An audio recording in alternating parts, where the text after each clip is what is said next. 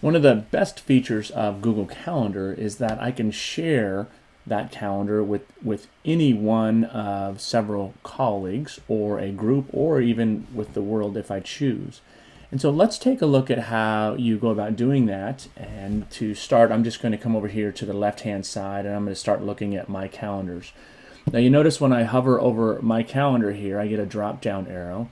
And when I click on that, I have several options and things that I can do. One, I can change the color. So the color that I change it to, that will be represented here in my calendar as I add new events.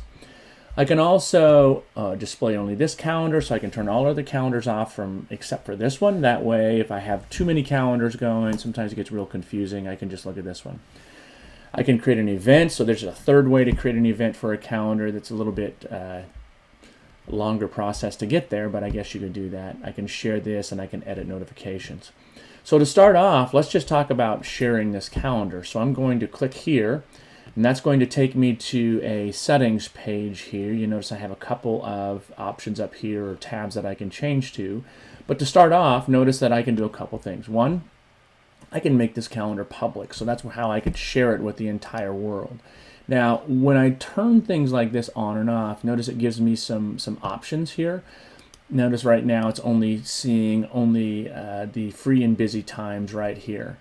And I can also share this with everybody within my organization. So for example, if I'm inside of a domain, which I am in this case, I can turn it on so everybody inside of the domain will see these events here.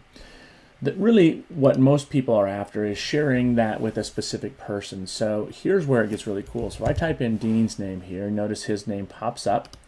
And I can say, okay, let's share this with Dean. Now notice that right now with Dean, it gives me some options here. Now, right now it's saying that Dean, because he's an administrator, he can actually take and make changes and manage these settings. So now if I type in student number 1, notice that I also have some options that I can change. So here's student 1.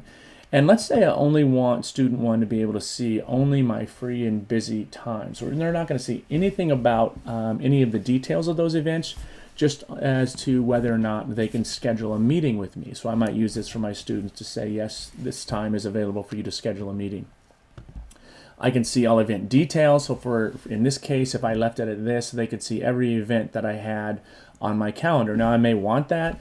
If this is a personal calendar, however, I might just set it to see only free and busy times so that they don't see any of the details of the appointments that I have. Now, in some instances, you might want the individual you're sharing with to be able to make changes and manage sharing. And for example, if you're working with a group of colleagues to schedule some big event at the end of the school year, you might want them to be able to also add individuals to share this calendar too. You might want them to add details and events and those types of things. So there's lots of ways that you can change this up to give folks more functionality and less. There are a couple ways you can view and share calendars. You notice that below my calendars here, there is a piece called Other Calendars. Now notice that currently holidays in the United States, those are turned on. If I don't want to see those, I can simply just click over here and turn those off. I can add a coworker's calendar. So for example, if I know the email address of the individual, I can take and click on any one of these and it's going to add that student to my calendar there. Now, some of that is because I'm a domain admin, so you may not see that. The other thing that you can do is if I click on add a coworker's calendar, I can actually enter their email into here and it would find their calendar. Now, if they haven't shared it with you, what's going to happen is they're going to receive an email that's saying that you're requesting permission to access their calendar. So there's a couple ways that you can add your colleague calendars. One of the other cool things is I can browse interesting calendars, so I can come out here and I can look for lots of different things. I can even get sports teams, football, NCAA football. So if you're a fan of a certain football team, you can come down here and find them and actually subscribe to that and import that into your Google Calendar. So there's just another way to do that.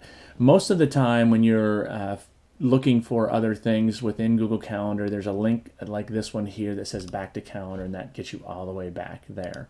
So, and if I want to, I can actually add via URL. So if somebody has a URL of a calendar, you can add it that way. So there's lots of ways to add calendars so that you can share resources across your domain and beyond with Google Calendars.